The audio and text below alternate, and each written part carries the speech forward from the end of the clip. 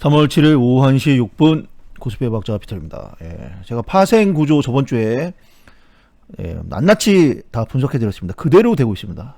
오늘 지금 푸 쪽에 외국인들이 여기 352에 지금 많이 들어가 있거든요. 여기서 그래서 방어가 나오는 거예요. 그래서 오늘은 바닥은 나온 것 같고, 아마 여기서 찍었어요. 350점 나온 것 같고,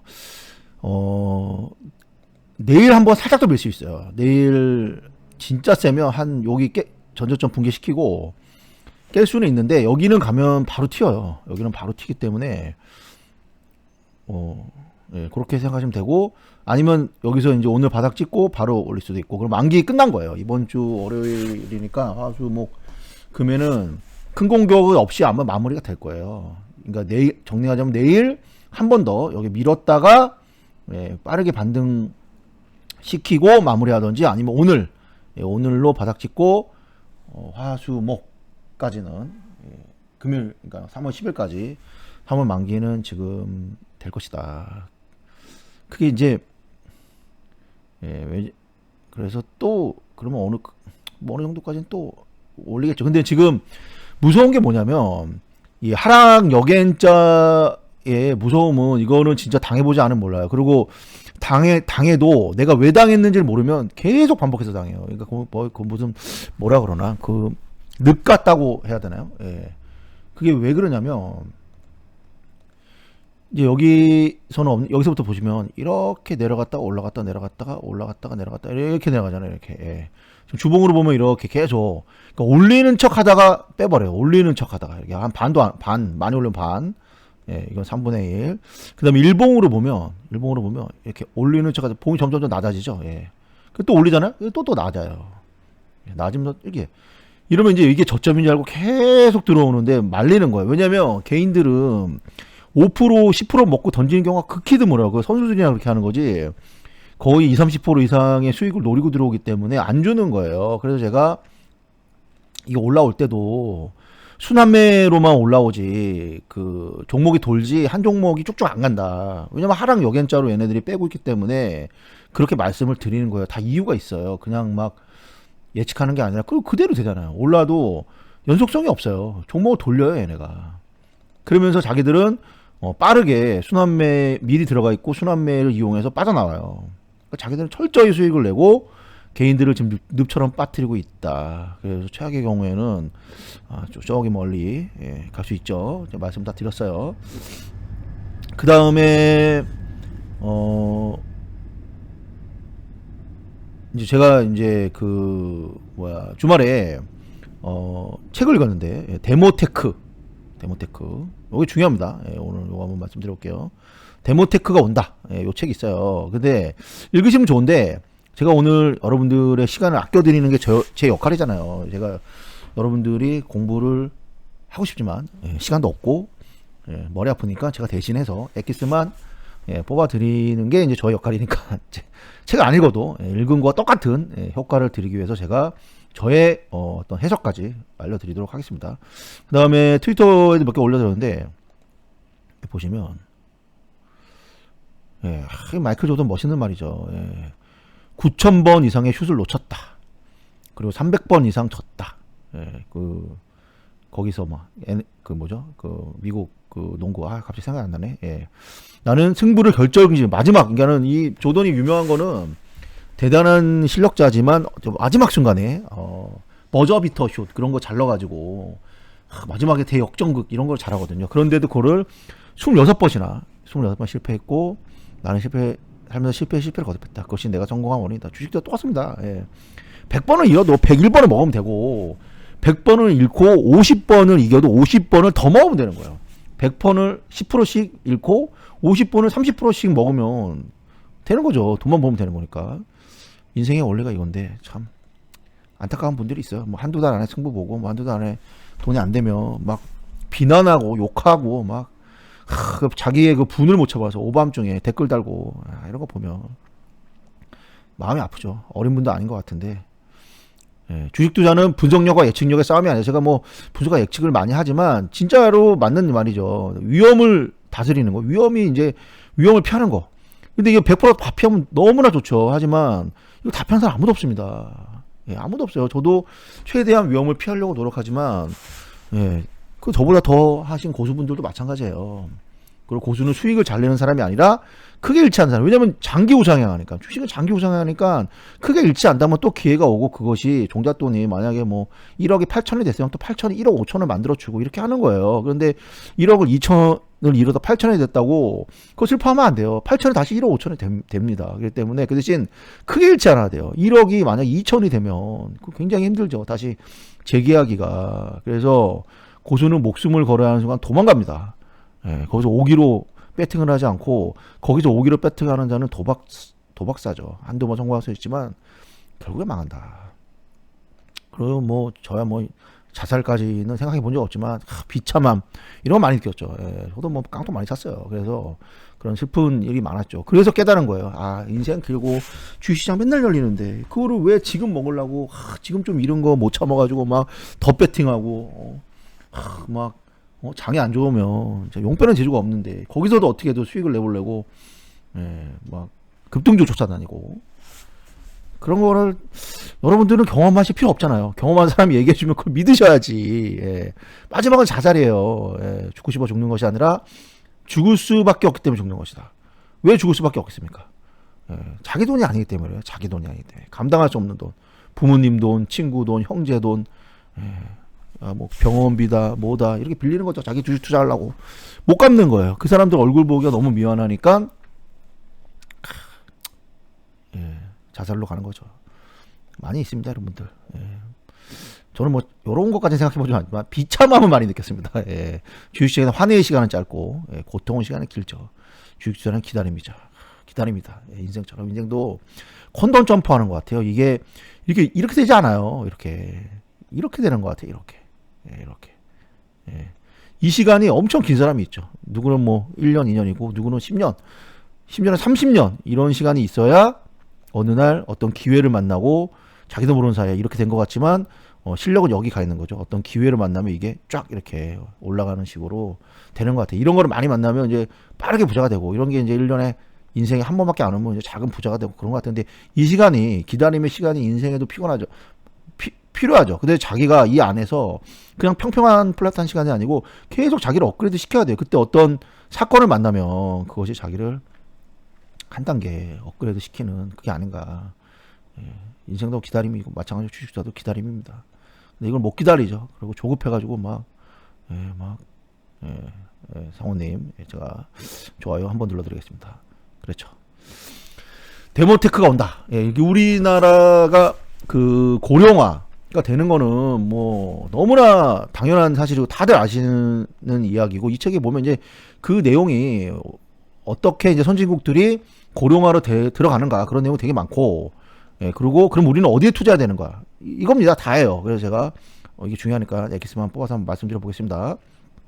자 여기서 보면 이분은 진짜 인구 구조만 보면 우리나라 최악이다. 예, 진짜 이민 가라 이렇게 말하고 싶다. 왜 그러냐면 노인 부양 비율, 그러니까는 경제 인구가 20세부터 64세까지 경제 인구가 노동 인구가 65세 이상의 노인을 부양해야 되는 복지 비용이죠. 이거를 보면 OECD 국가 평균이 2050년도에 43%, 지금 27%인데 43%까지 올라가는데 우리나라는 무려 72%. 지금은 OECD 국가보다 낮아요. 왜냐면 이게 베이브붐 시대 때문에 1955년 이후로 우리나라 인구 구조를 보면 이제 그 전쟁이 끝나고 저기 위에 있는 애들이랑 1955년부터 1964년 1차 베이브붐, 그 다음에 1964년부터 1974년 2차 베이비붐 시대. 이때는 거의 1년에 100에서 150만 명씩 태어났습니다. 그리고 이때는 거의 이제 100만 명 전후로 태어났고, 그래서 지금 요 마지막 베이비붐 시대 만으로 48세니까 아직 경제 그 활동을 하고 있는 활동 인구죠. 그래서 요 분들은 이제 은퇴하신 분들이 좀 많고, 아직까지 요 분들이 아직까지 요 분들은 58세, 또 이분에도 일부이기 때문에 경제활동, 베이비붐 시대의 경제활동 인구가 아직까지 많기 때문에 노인이 많은 것 같아도 그렇게 아직까지는 21.8%밖에 부담이 안 되지만, 지금 인구 구조가 어떻습니까? 예, 제가 지금 깜짝 놀라요. 저는 국민학교, 예, 초등학교도 아니에요. 국민학교를 다녔는데 저 1학년 때 1학년에서 2학년까지 오전반, 오후반이 있었어요. 학교를 1시에 갔어요. 예. 사람이 너무 많아가지고 한 반에 60에서 65명. 예, 그래갖고 오후에 막 1시에 학교 가고 그랬어요. 이 학급 과밀 때문에. 그리고 한 학년에 뭐 15반, 예, 이 정도 있었죠. 근데 지금은 제 아들 보면 초딩은 24명, 예, 중딩도, 예, 중학교도 한 반에 한 20에서 25명 정도 된대요. 그다음에 총 반이 5반에서 6반. 예, 그러니까 한 학년이 120명, 뭐 100명 이래요. 저희 때는 600명, 막 800명 이랬습니다. 그러니까 제 아들이 지금 중1인데 얘가 태어날 때가 50만 명 정도, 예, 1년에.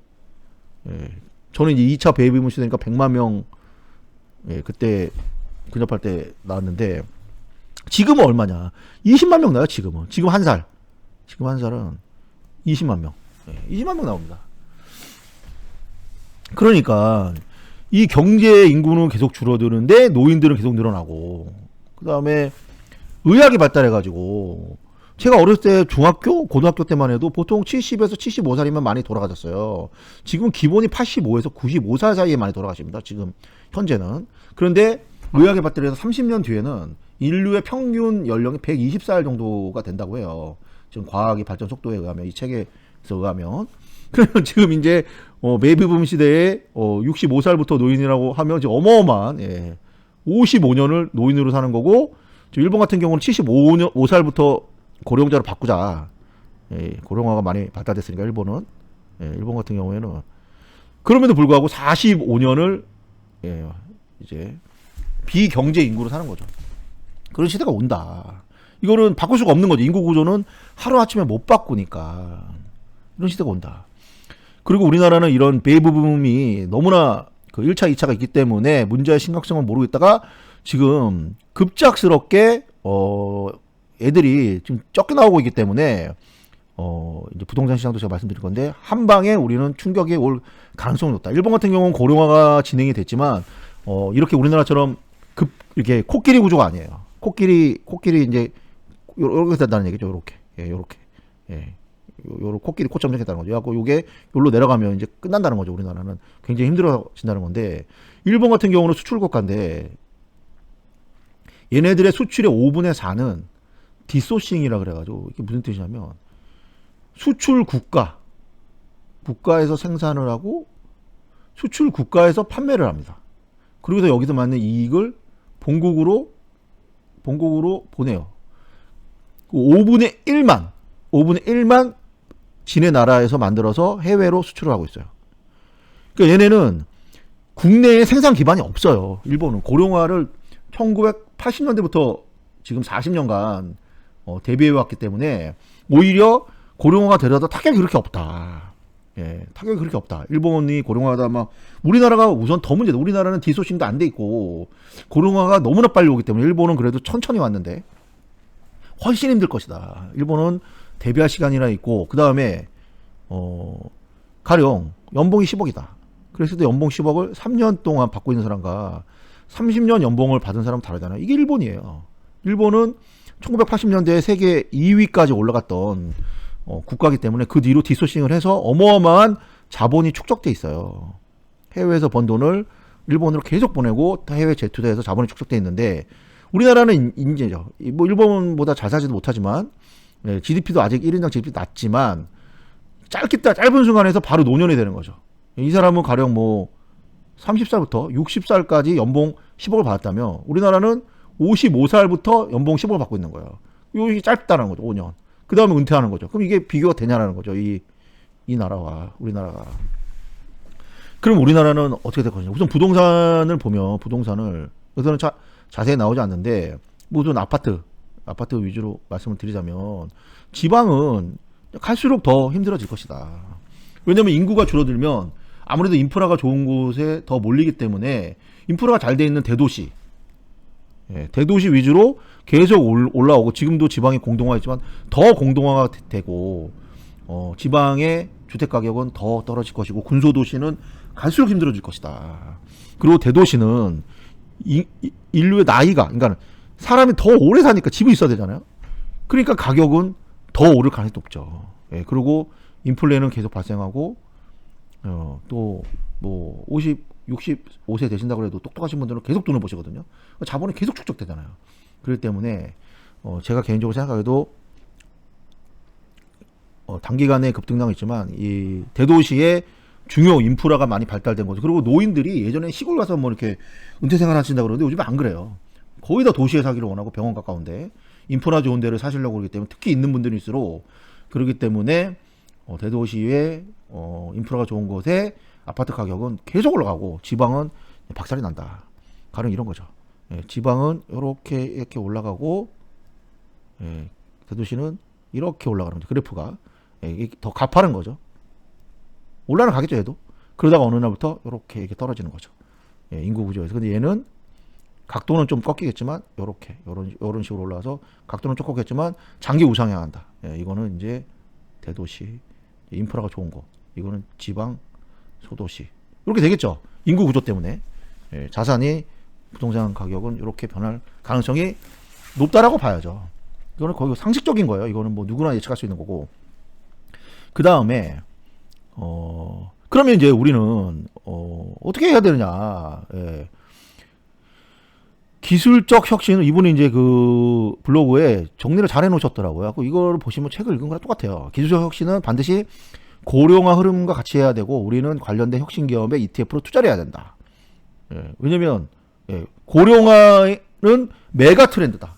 주식 투자에서 가장 중요시 여겨야 되는 거는 메가 트렌드를 하는 겁니다. 메가 트렌드. 보통 메가 트렌드라는 거는 10년 정도 이상 지속되는 경제적 변화 이거를 얘기해요. 전기차 테슬라 메가 트렌드.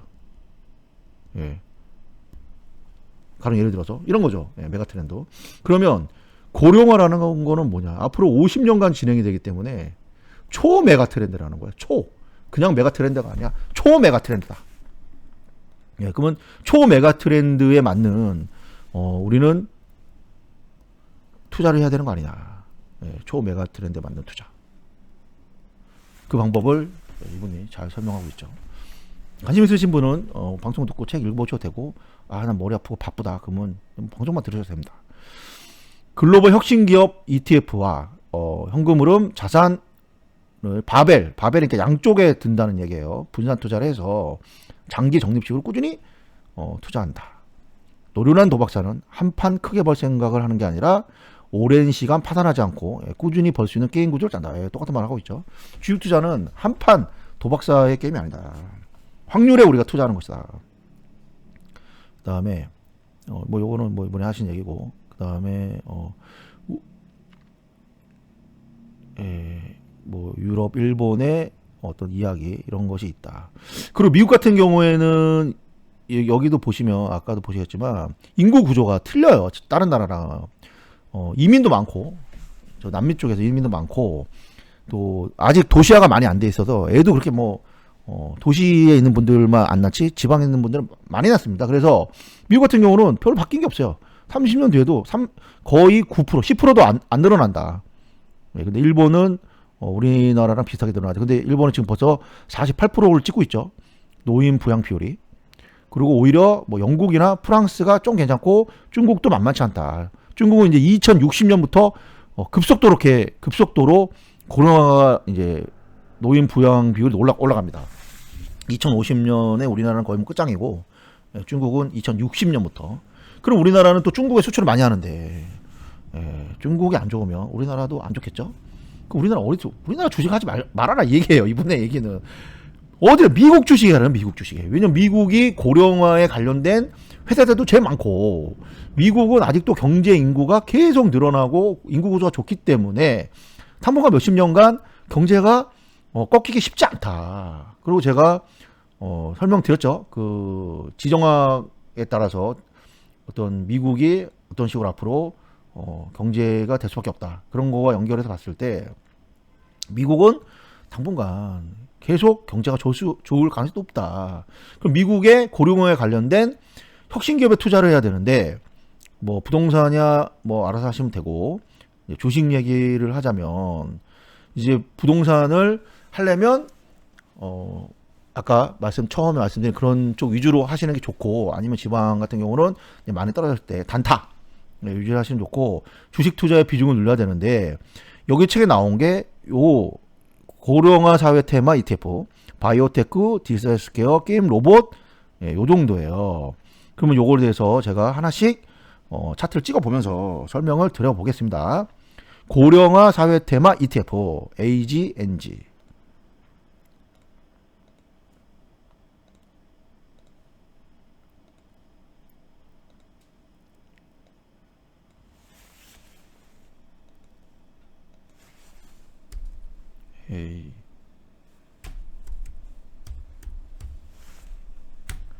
자, 여기 보시면 연봉을 보겠습니다. 요거는 이제 상장한 지가 얼마 안 돼가지고 좀 차트가 안 좋죠.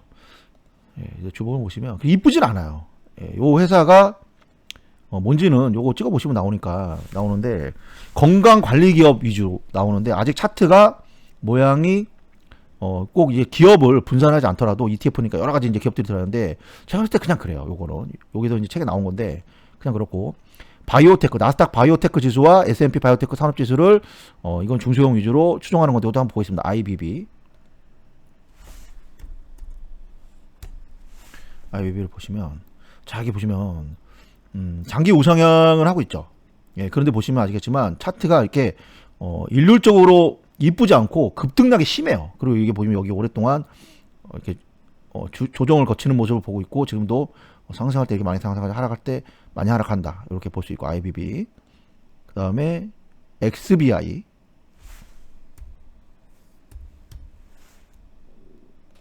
요것도 IBB보다는 이뻐 보이지만 요것도 하락률 장난 아니죠. 이게 왜 그러냐면 바이오 기업이라는 게 한 방이 많아요. 아무리 ETF로 섞어놨다고 하더라도 되는 애들은 그냥 막 쭉쭉 날아가는데, 안 되는 애들은 임상 실패하고 막 이런 애들은 뭐 상장 폐지당하고 이러기 때문에, 이거는 이제 뭐 아니면 도다, 바이오테크. 저는 별로인 것 같아요. 요 고령화 사회 ETF랑 요 바이오테크는 제가 권하드리고 싶지 않아요. 물론 바이오 관련된 기업들이 고령화 사회에 될 수 있지만, 그리고 저 바이오가 자체 기본적으로 안 좋아합니다. 거의 도박성 주식이에요. 근데 우리는 투자를 한다라는 거는 합리적인 예측을 통해서 미래에 상승할 자산에 투자를 하는 거고, 도박은 올라갈 것 같은데 이런 거잖아요. 그럼 바이오 기업의 그 복잡한 그 기술과 성공 확률을 과연 우리가 예측할 수 있냐라는 거죠. 거의 불가능하다 생각합니다. 그때는 별로라고 생각해요. 디지털 헬스케어를 보겠습니다. EDOC.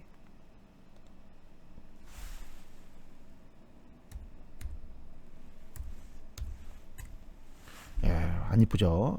헬스케어 기업은 뭐라 그럴까, 아직까지 이제 그런 무슨 앱 같은 것도 있고, 무슨 이렇게 와치 같은 것도 있고, 여러 가지 장기적으로는 성장을 하겠지만 지금 태동기인 것 같아요. 그래서 벌써 차트가 그렇게 예쁘지가 않아요. 원격 진료 이런 것들도 이제 태동기다 보니까 앞으로는 좋을 수 있지만 아직까지는 검증되지 않았다. HTEC.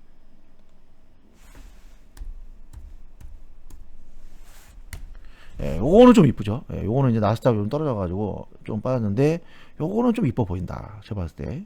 그러면 요거는 헬스케어 신기술, 그리고 이제 여러 종목들로 많이 나눠져 있다. 그런데 이것도 아직까지 신기술, 헬스케어, 케어 쪽이 아직까지는 이제 태동기예요. 그러면 여기서 IHI를 보겠습니다. 글로벌 의료기기.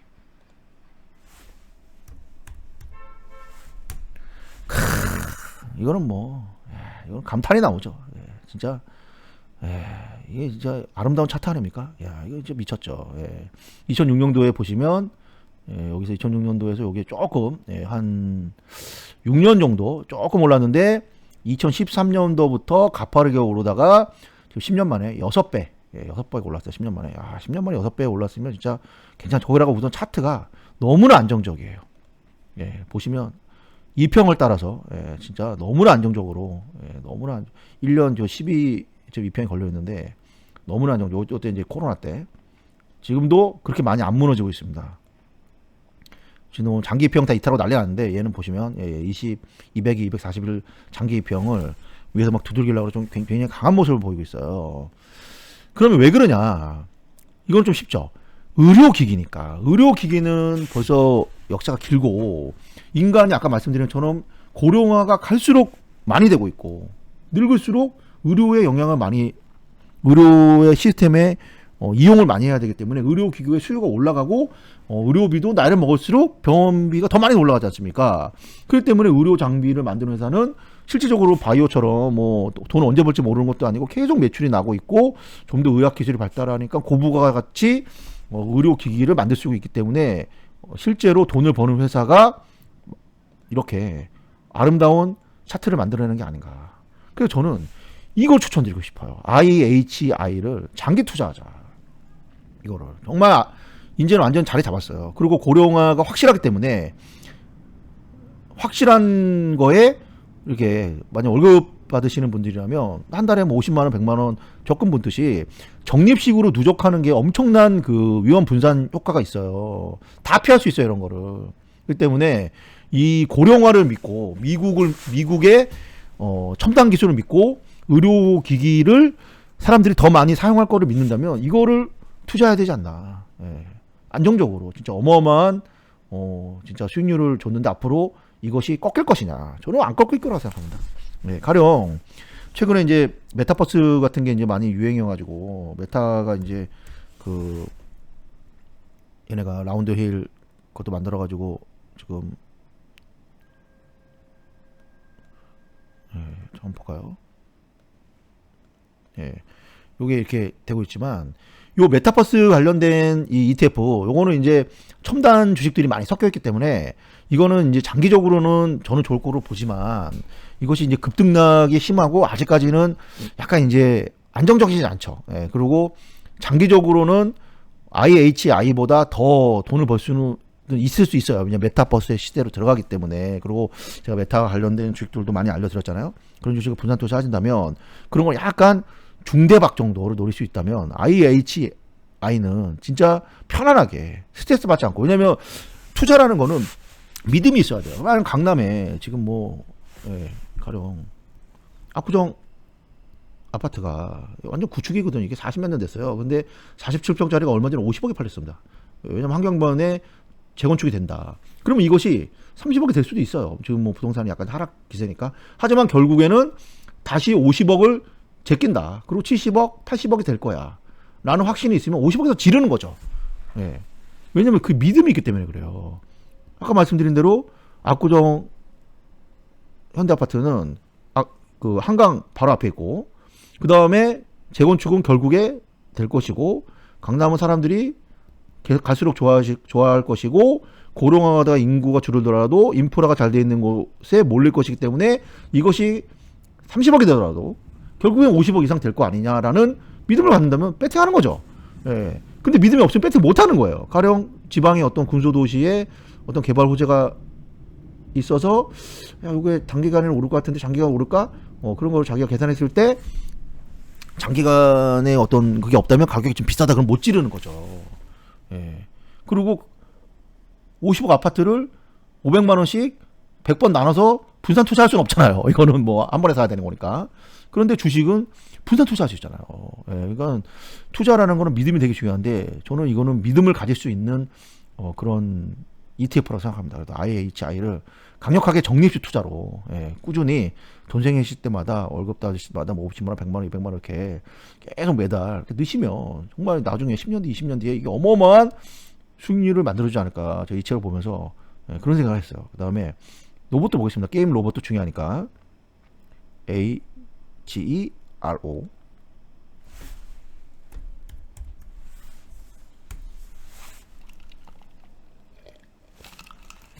요거는 왜 이렇게 되는지 모르겠는데 차트가 요것도 난리법석이죠. 그 다음에 BOTJ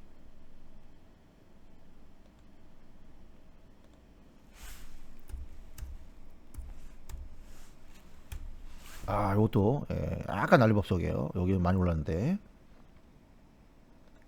그 다음에 IRBO 이것도 비슷하죠. 좀 전에 보신 거랑 비슷해요. 그러면 여기서 봤을 때 고령화 사회 테마랑 요거는 지금 이제 초창기여도 좀 그렇고 디지털 헬스케어도 좀 초창기여서 차트가 아직 안정적이지 않으니까 믿음이 안 가. 그 바이오는 대박 아니면 쪽박이니까 얘도 믿음이 안 가. 근데 글로벌 의료기기는 계속 지금 써온 지가 역사가 오래됐고 차트도 검증이 됐고 앞으로 고령화가 되고 경제는 더 발전하고 사람들은 돈을 더 선진국들은 나이 먹은 사람들이 계속 자산이 늘어날 가능성이 많기 때문에 요거는 굉장히 느낌이 좀 확실한 느낌을 주죠. 근데 고령화가 되면 될수록 로봇을 많이 쓸 수밖에 없습니다. 근데 지금 로봇은 일본이 세계 1위에요. 근데 세계 1위인데 산업용 로봇 위주로 발달이 돼 있어요. 그래서 뭐 유명한 로봇 기업들이 일본에 많은데 산업용 로봇에서 이게 개인용 로봇, 그러니까 케어형 로봇이에요. 고령화가 되면은 인간을 케어해줘야 되는 거, 요양사가 있어야 되는데 인건비도 갈수록 올라가고 인구는 선진국에서 인구는 갈수록 줄어들기 때문에 임금이 요양사 임금이 갈수록 올라갈 것이다. 그러면 개인용 로봇이 많은 부분을 대체하게 될 것인데 아직 개인용 로봇 시장이 그렇게 기술이 발달되지 않았어요. 그래서 요양 사업에서 아직까지 많이 쓰고 있지 못하고 이제야 뭐 서빙 정도, 무슨 식당 가면 요즘에 이렇게 로봇이 막 여기다가 쟁반 같은 거 깔고 여기서 음식 나르고 이렇게 바퀴 달렸고 왔다 갔다 하는 거 막 보이시잖아요. 이렇게 이제 도입 단계이기 때문에 아직까지 로봇이 나중에 고령화 사회에 많은 역할을 하고 이 시장이 커지겠지만 지금은 산업용 로봇 위주로 발달이 되어 있기 때문에 이것도 저는 좀 애매하다. 좀 투자하기에는. 예. 근데 클라우드 컴퓨터가 왜 들어가 있느냐? 여기에 그 고령화 시대에 영향이 있다는 거죠. 왜냐면 모든 거는 인간이 오래 살면 오래 갈수록 뭔가를 저장을 많이 하게 되는데 지금은 진짜 나중에 뭐 그 영화 유명한 그 드라마 있잖아요. 블랙미러. 예, 꼭 보세요. 너무 재밌습니다. 이게 블랙미러가 시즌 뭐 5인가 6까지 나왔는데 미래의 시대가 나와요. 그러면은 지금도 뭐 VR이니 AR이라든지 뭐 구글 글래스라든지 뭐 이런 것도 나오고 그랬지만 안경을 이렇게 인간이 이렇게 쓰고 있으면 여기에 이제 내가 보고 있는 모든 거를 녹음하고 녹화를 하는 시대가 오죠. 결국에 이게 안경이 콘택트 렌즈까지 갈 것으로 예상이 되고 있는데 그러면 이 안경에 어디다 저장을 하냐는 거죠. 저장할 수가 없죠. 그럼 여기에 와이파이라든지 뭐 5G라든지 6G를 연결해서 계속 클라우딩에 저장을 하고 있으면 야 내가 5년 전에 뭐 2월 7일 2시에 뭘 했지? 불러오면 되는 거죠. 불러오면 맞다. 왜냐면 인간의 기억 용량이라는 게 한계이기 때문에 그러니까 인간들이 갈수록 이렇게 글래스가 아니어도 데이터의 양이 갈수록 증폭되기 때문에 이것을 클라우드에 저장할 수밖에 없다. 이것도 고령화와 상관이 있다. 그래서 클라우드 사업이 발달할 것이다. 그래서 뭐 아마존이라든지 아마존 주가는 클라우드가 올린 거지 아마존 온라인이 올린 게 아니잖아요. 예, 구글의 성장세는 MS도 마찬가지예요. MS의 주가도 MS가 하고 있는 클라우드 사업이 그런 주가 상승을 보여준 거죠. 그러면 이 두 가지의 ETF가 있는데 하나씩 찍어보겠습니다.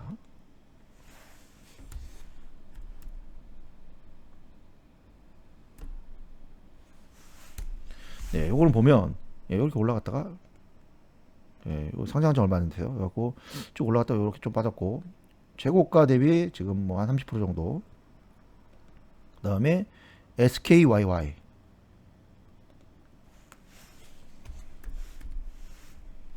야, 보면 차트가 아름답죠.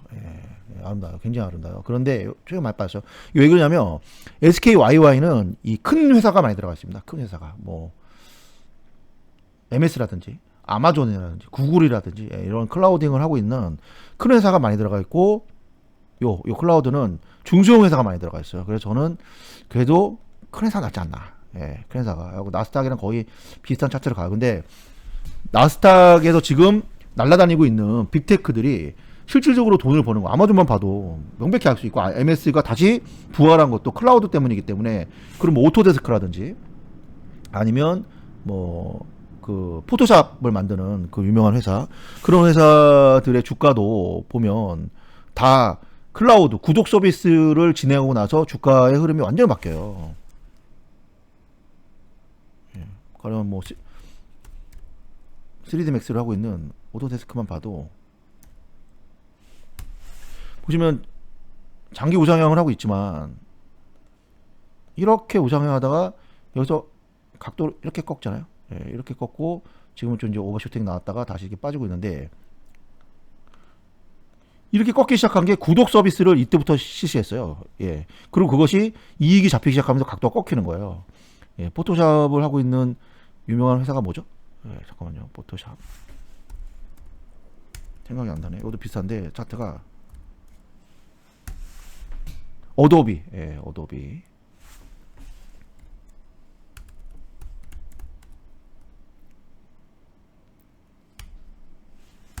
예, 보시면 어도비도 이제 포토샵을 팔지 않습니다. 프로그램 팔지 않고 구독 서비스로 바꿨어요. 예, 그래서 차트가 이렇게 각도가 달라져요. 예. 클라우드를 이용해서 구독 서비스를 바꾸면서 이것도 얘네가 이때부터 예, 구독 서비스 전환하고 수익이 잡히기 시작하고 지금은 이제 CD를 안 팝니다. 그러면서 지금 이렇게 바뀌었다. 그래서 클라우드는 대세다.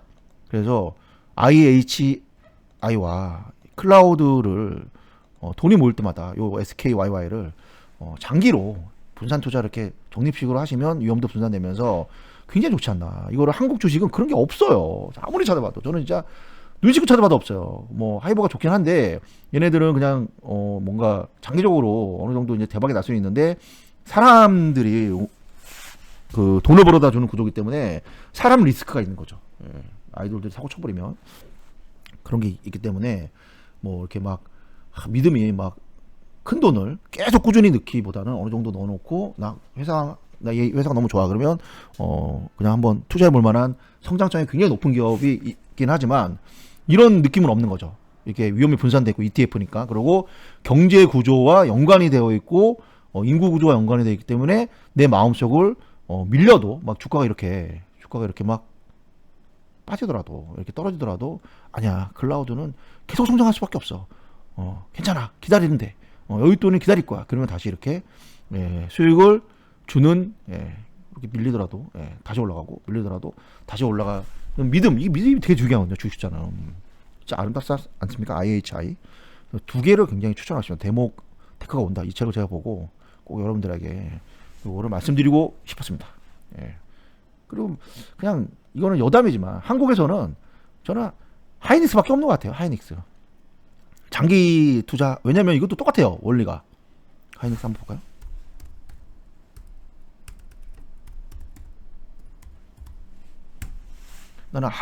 나는 무조건 한국 주식을 할래. 장기 투자를. 왜냐면 연봉을 보시면 이때는 뭐 이제 막 파산하니 뭐 어쩌니 뭐 이렇게 된 거고, 여기서 이렇게 쭉 올라가는데 월봉을 보시면, 근데 이제 이게 약간 차트가 좀 모양 좀 지랄 맞죠. 지랄 맞긴 한데 2016년도부터 장기 우상향에 들어섰어요. 좀 지랄 맞게 움직이긴 해도. 그래서 여기 차트 아래 오면은 무조건 거의 튀어요. 그래서 만약에 요게 이거 10만 원, 10만 원에서 11만 원 사이가 오면은 완전 매수 자리죠. 지금도 나쁘진 않아. 장기로 봤을 때는 지금 나쁘진 않은데 여기 완전 매수 자리인데, 왜 그러냐면 이것도 단순합니다. 반도체가 없으면 이제 인류는 살 수 없어요. 반도체는 비메모리와 메모리 두 개밖에 없어요. 근데 메모리는 그 다음에 얘네가 99% 장악을 하고 과점 형태예요. 이게 여기는 안 그래요. 이 메모리만 그래요. 근데 삼전은 핸폰이라든지 가전같이 이렇게 뭐 누구는 분산돼도 좋다고 하지만 약간 뭐라 그럴까, 하나로 반도체만, 메모리 반도체만 가지고 평가를 받지 않죠. 근데 하이닉스와 마이크로는 메모리 반도체만 가지고 평가를 받아요. 그런데 미국 주식은 이제 세금 내고 그러니까, 한국 주식은 뭐 세금 내지만 앞으로 낸다고 하지만 그래도 세제 혜택이 약간 아직까지는 미국 주식보다 좋으니까 메모리 반도체를 계속 많이 쓰지 않냐. 왜냐면 클라우드는 뭘로 하냐. 메모리 반도체로 클라우드가 성장하려면 메모리 반도체가 있어야 돼요. 클라우드가 성장하면 메모리 반도체도 같이 성장하는 거예요. 무조건 따라가요. 그렇기 때문에 장기로 나는 적립식 투자하겠다. 하이닉스 괜찮습니다. 저는 괜찮다고 봐요. 이거는 반도체만 가지고 평가를 받기 때문에 얘네가 이 과점 체제가 무너지지 않는 이상은 그냥 사놓으면, 계속 사면, 특히 이럴 때 와서 사놓으면 기다리면 무조건 먹는다. 기다리면 무조건 먹는다. 그래서 요런 주식이 한국에 몇 개 없어요. 예. 뭐 저기 소형주는 제가 잘 모르겠고 대형주 중에서는 진짜 하이닉스 하나 있지 않나. 예. 다른 거는 잘 모르겠어요. 예. 뭐 급등이 심할 것 같아요. 그리고 성장성이 굉장히 크게 될 수 있는 애는 이제 하이브 하나 정도. 예. 근데 길게 봐야 되는 거죠. 단기로는 저도 뭐 언제 오르고 언제 내리고를 뭐 정확히 말씀하면 제가 뭐 신이겠죠. 그 정도는 모르고 예, 요 정도. 예. 오늘 방송 예, 많은 도움이 되셨기를 바라면서 마치도록 예, 하겠습니다. 지금 떠드는 도중에 지금 분봉을 보니까 예, 올라오죠. 예. 예, 올라오고 있어요. 제가 아까 말씀드린 대로 되지 않나 싶습니다. 장 초반 그 방송 초반에 감사합니다. 네 뵙겠습니다.